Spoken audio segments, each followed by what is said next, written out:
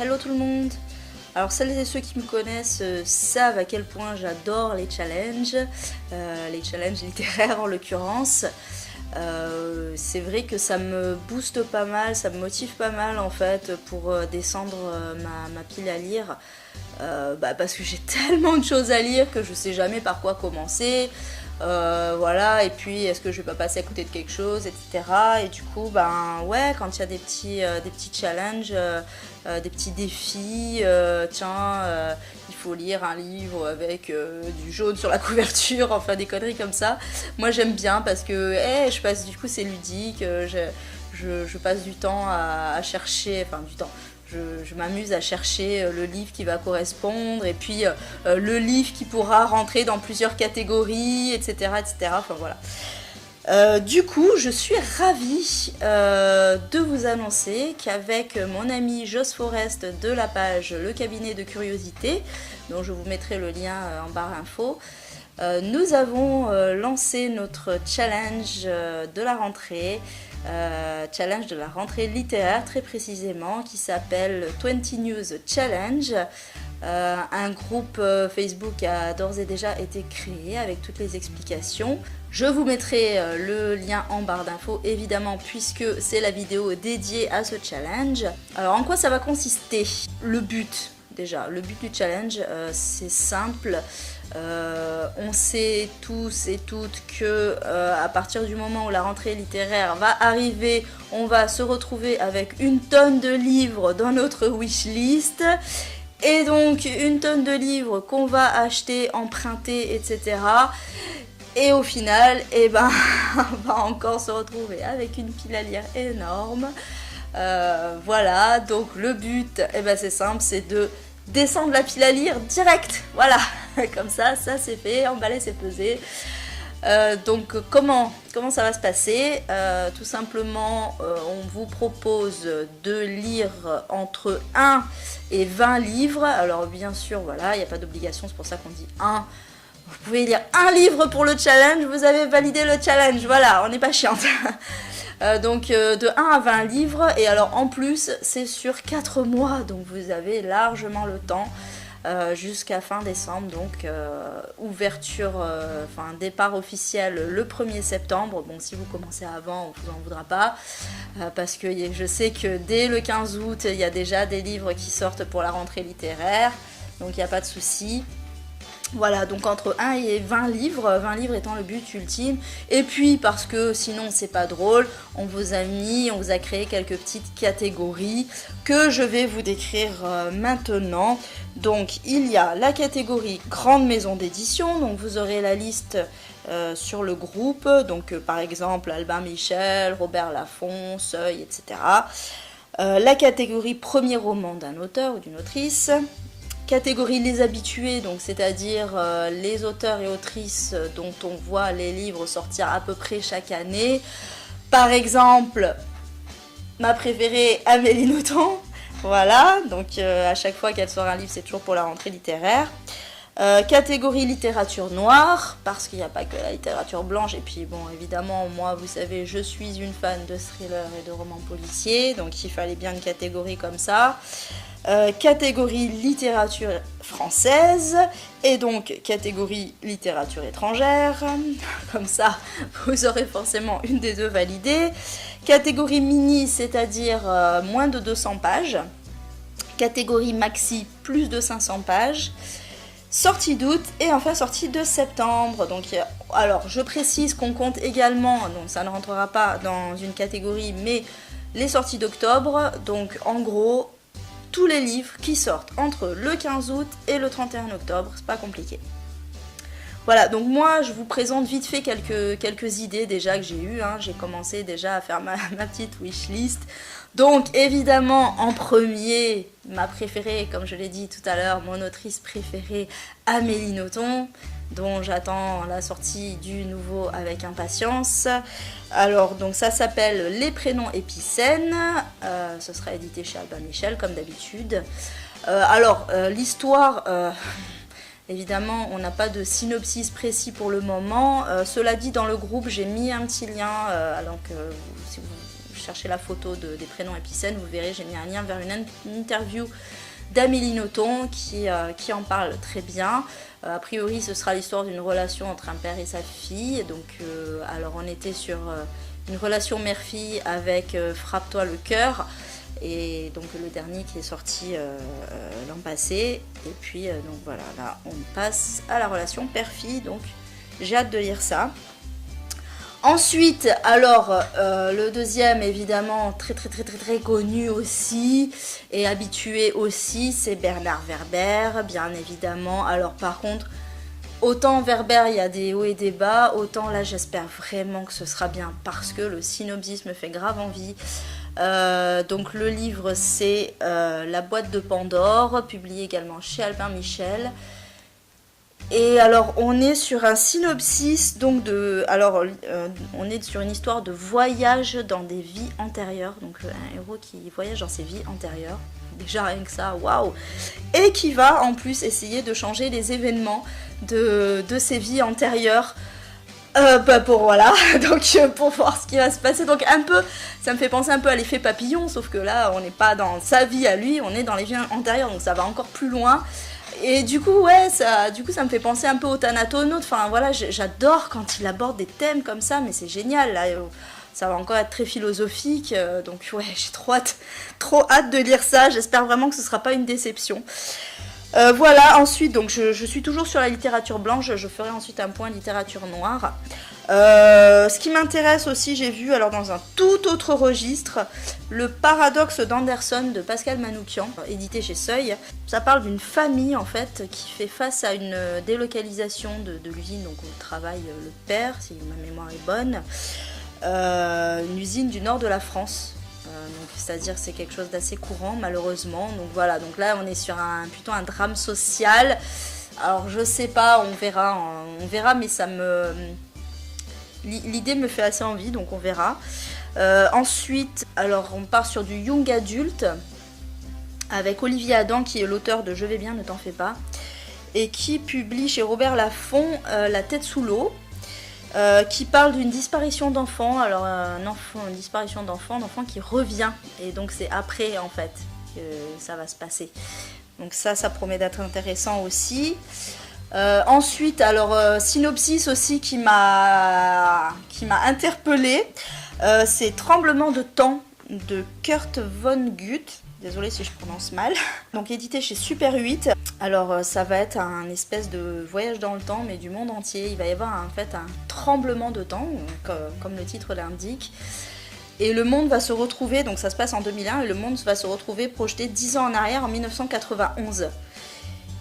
Et donc on est en droit de penser que les gens vont changer un peu les choses, mais non, en fait les gens vont reproduire les mêmes erreurs. Donc, alors j'ai l'impression qu'on est plus sur une histoire un peu philosophique et politique que sur de la science-fiction, mais on va voir. Ensuite, alors aussi pareil, ça m'a interpellée, alors surtout la couverture. C'est Écoute de Boris Razon. Alors la couverture, j'espère que c'est pas la couverture définitive parce que c'est un peu bizarre avec un smiley comme ça. Mais donc là ça va parler donc d'une menace terroriste, un policier qui enquête, qui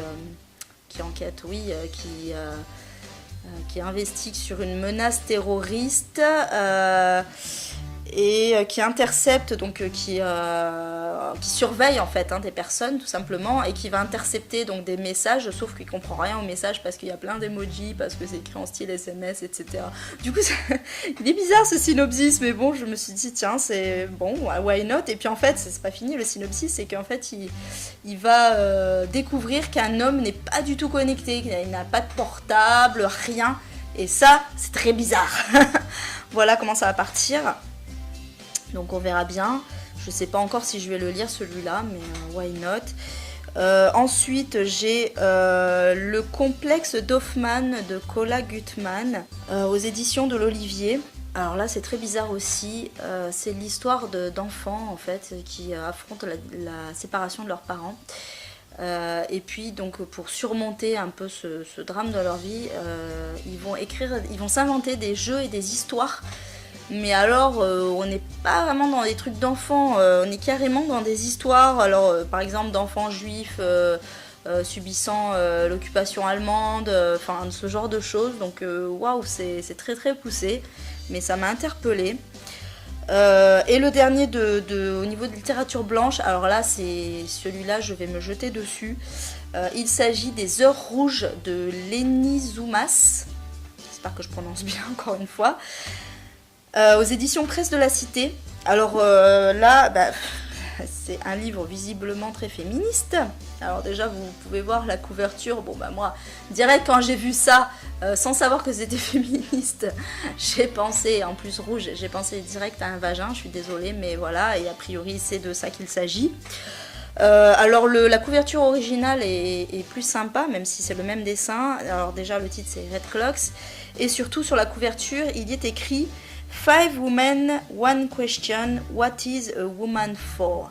C'est-à-dire à quoi sert une femme, quoi. 5 femmes, une question, à quoi sert une femme? Voilà, donc forcément c'est super intéressant. Donc apparemment c'est la vie de plusieurs femmes dans notre monde patriarcal. Et il paraît que c'est drôle, poétique et politique. Donc tout pour moi. Voilà, ensuite au niveau littérature noire, alors j'ai éventuellement des perles aussi.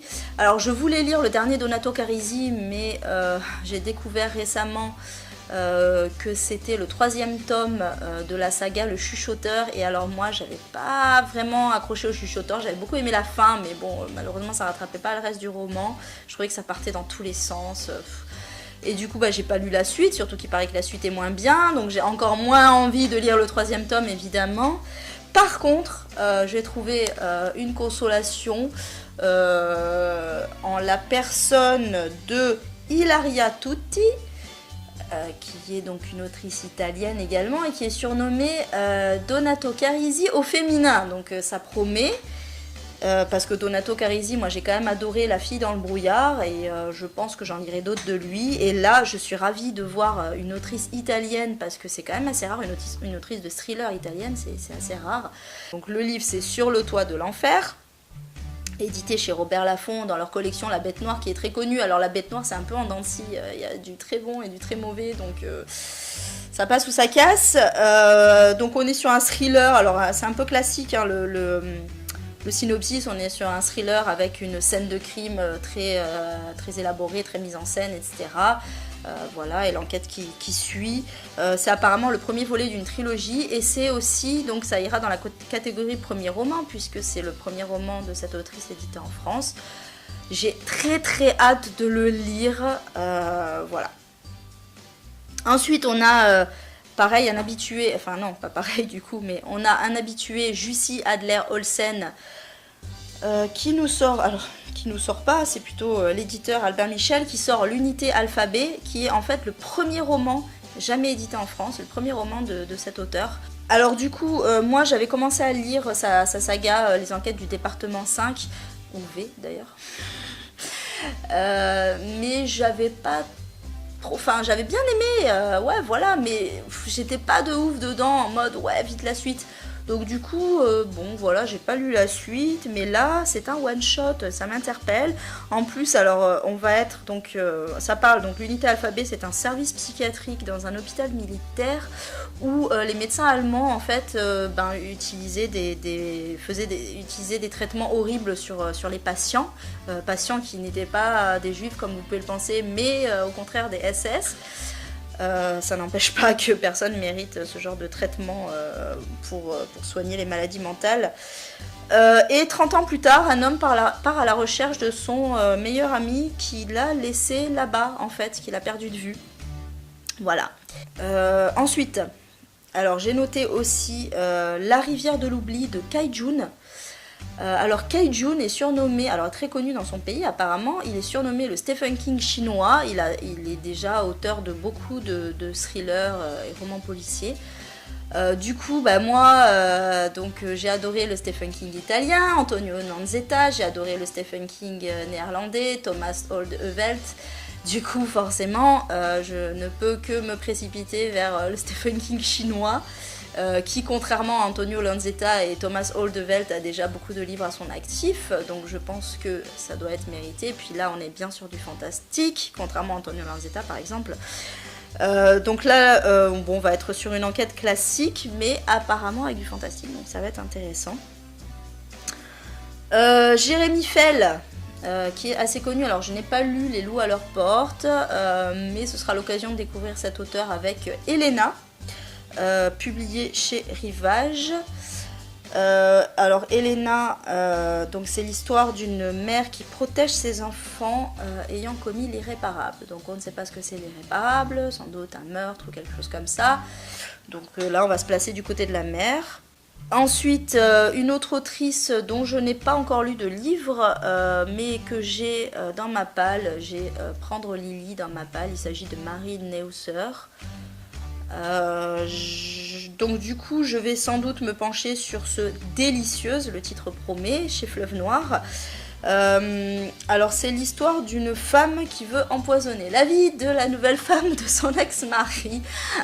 Donc ça pourrait être drôle, ça pourrait être une comédie de boulevard, mais c'est un thriller. C'est intéressant. J'ai repéré aussi L'assassin de ma sœur de Flynn Berry aux éditions Presse de la Cité. Alors là on est dans un thriller psychologique et moi j'adore les thrillers psychologiques. C'est une femme qui, en allant rendre visite chez sa sœur, à sa sœur en l'occurrence, la découvre sauvagement assassinée et va mener son enquête perso. Ensuite j'ai choisi également La coupure de Fiona Barton. Alors encore une autrice dont j'ai un livre dans la palle et que j'ai toujours pas lu, La veuve, je suis désolée. Mais bon, mais comme quoi ces challenges ça pousse aussi un peu à aller vers des auteurs ou vers lesquels, les autrices vers lesquelles on n'irait pas forcément. Donc son nouveau livre c'est La coupure, édité chez Fleuve Noir. C'est l'histoire de 3 femmes autour de la découverte d'un squelette de bébé. Donc elles vont toutes avoir un lien avec cette découverte, donc on verra comment. Et enfin, le dernier, il s'agit de Arcane Médicis de Samuel Delage, publié chez les éditions de Boré. C'est un thriller psychologique en huis clos à Rome. Donc voilà, donc 3 choses pour me plaire, c'est parfait. Du coup j'ai hâte aussi de découvrir ça. Et voilà. Du coup je vous ai fait part un peu comme ça vous donne aussi quelques idées parce que là, bon évidemment les premiers que j'ai cités sont très très connus, mais voilà, il n'y a pas forcément, c'est des livres, j'ai fouiné un peu sur certains sites pour les trouver, donc ça peut vous donner des idées et j'espère du coup vous retrouver parmi nous. Donc sur notre groupe qui s'appelle, je vais pas donner le nom, bon je le mets en barre d'infos mais ce serait bien de donner le nom quand même, qui s'appelle donc Rentrée littéraire 20 News Challenge. J'avais donné le nom du challenge mais pas le nom du groupe, donc j'espère vous retrouver bientôt avec mon ami Joss qui s'occupe très très bien du groupe. J'ai l'impression de rien foutre à côté mais merci Joss. Mais ne t'inquiète pas, je me rattrape là, je me rattrape progressivement, voilà. Et voilà, bon, j'espère qu'on pourra discuter un peu de nouvelles lectures pour cette rentrée littéraire. A bientôt pour une nouvelle vidéo. Miaou.